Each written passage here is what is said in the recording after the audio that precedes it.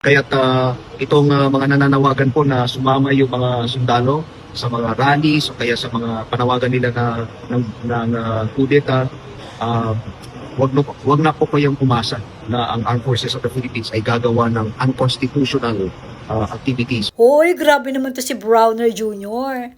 Yung pangalan pang-aso no? Anyway, di ba? Yung sinabi mo na wag kaming umasa, medyo hindi naman maganda pakinggan.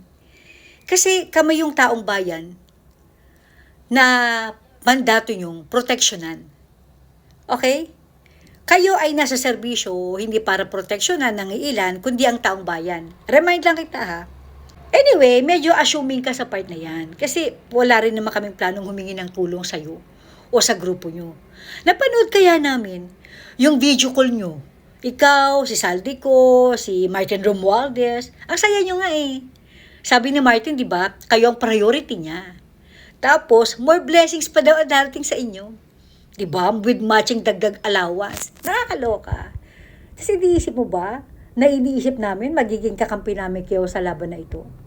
And speaking of, hindi kayo gagawa ng mga unconstitutional activities. What are you trying to say?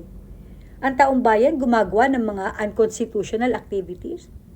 Ang rally ang panawagan nila sa pagbaba sa pwesto ng Pangulong Judic Benedictus ay unconstitutional. Sino nga kayang gumagawa ng unconstitutional activities? Ang taong bayan ba na pinababayaan nyo o ang gobyerno sa sinusuportahan nyo? Mag-isip ka.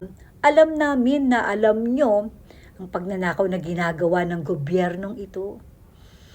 Alam din namin na alam nyo na may bisyo ang lolo nyo. Si Lolo Baby M, si brother. Tapos sasabihan nyo kami na huwag kaming umasa, nagagawa kayo ng mga unconstitutional activities. Gumagawa na kayo. Kaya nga hindi lalo kami aasa sa inyo. Dahil ayaw naming madamay sa mga kalokohan nyo. Nakakaloka. Medyo asyumero ka sa parte na grabe Hindi namin kailangan ng tulong nyo. Maraming magkukusa dyan. Yung mga totoong may pagmamahal sa bayan. Kasi kung kayo lang, hindi na rin. Nakita namin kung paano kayo binayaran.